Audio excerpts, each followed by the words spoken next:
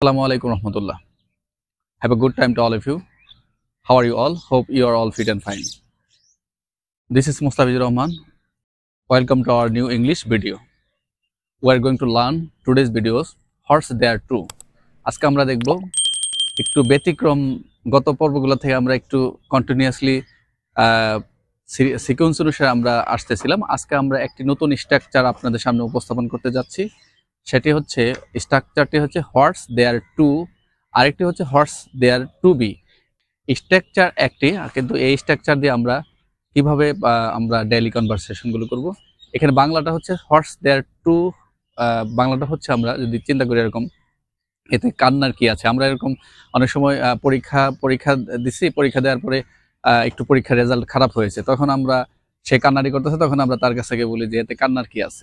এই যে এরকম এতে কান্নার কি আছে, এতে হাসির কি আছে বা হাসার কি আছে, এতে লজ্জার কি আছে, এতে রাগ করার কি আছে, এই ধরনের বাংলা কনভারসেশনগুলো দিয়ে আমরা ইংলিশে স্ট্রাকচার আমরা ডেইলি কনভারসেশন করবো। তাহলে আমি যদি এভাবে ইংলিশ করি, তাহলে হর্স দেয়ার টু, তাহলে এতে কান্নার কি আছে ইংলিশটা কি হতে পারে, তাহলে হর্স দেয়ার টু ক্রাই। এখানে একটু খেয়াল রাখেন যে এই হর্স দেয়ার টু ক্রাই, অর্থাৎ এই হর্স দেয়ার পরে হচ্ছে টু এর পরে ভার্বের প্রেজেন্ট ফর্ম হচ্ছে। তাহলে আমরা শুধু এখানে একটু খেয়াল রাখা লাগবে আমাদের, সেটা হচ্ছে horse there to cry, horse there to laugh. এরকম যদি হয় যে এতে কান্নার কি আছে, তাহলে আমরা দেখবো horse there to cry and horse there to laugh. এই ভার্বের ক্ষেত্রে সবসময় প্রেজেন্ট ফর্ম হবে, কিন্তু একটু খেয়াল রাখতে হবে যখন কোনো অ্যাডজেক্টিভ আসবে।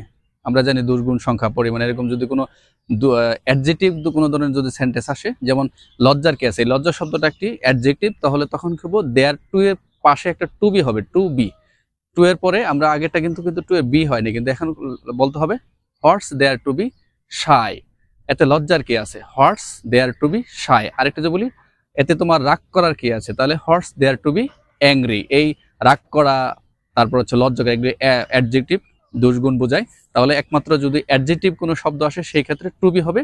আর যদি শুধু নর্মালি হয়, এতে কান্নার কি আছে, এতে হাসার কি রয়েছে, তাহলে horse there to cry, horse there to love.